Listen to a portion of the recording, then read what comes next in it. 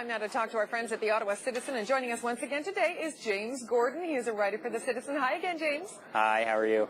I'm very well. Now, you and I have done a lot of talking about Ottawa Senators and the playoff run.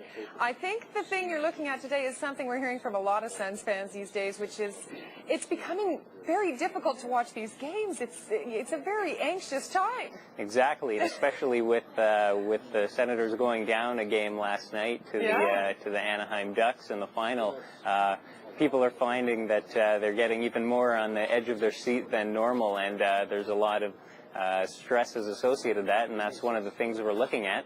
And spoken to some sort of experts on the topic, and they say that they kind of put fans into two categories, and one is a high identifying fan and one is a low identifying fan What does that mean? In terms of how much they identify with their team. So a high identifying fan would, say put the fact that they're a Sens fan high up on their list of stuff that's about them, say their job or their career, that sort of thing. And for those people, obviously the emotional swings that some people were probably feeling last night are a little more intense, and so we're talking to people about that.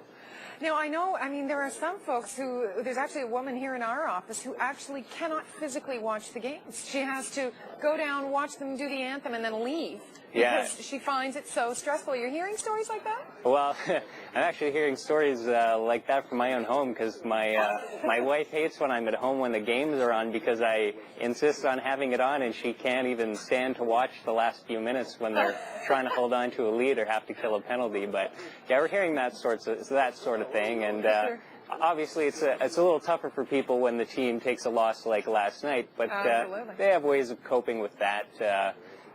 Even minor things that you might not think of, like maybe would have heard people last night talking about the Senators in terms of we, like everyone's a part of the team, and all of a sudden that reference changes to they after the loss. So, So, any other advice? What do the experts say about how fans can actually get through this playoff run and hang on to their nerves? Well, I think the thing is that no matter how people cope with that, I mean, it's not looked upon as a bad thing, even if you're stressed out and you're really uptight about the game.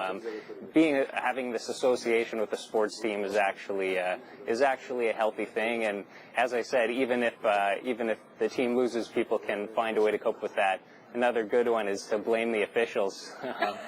There's blame the officials or blame the NHL. I'm sure that's in the back pockets of people. If the Senators can't come back here, that the 9-day layoff imposed by the NHL is probably why they couldn't do it. But well, sounds like a fascinating subject. We'll look forward to reading your column tomorrow in the Ottawa Citizen. Will do. Thanks, Sandra. Thanks for that, James. That's James Gordon. He is a reporter at the Ottawa Citizen.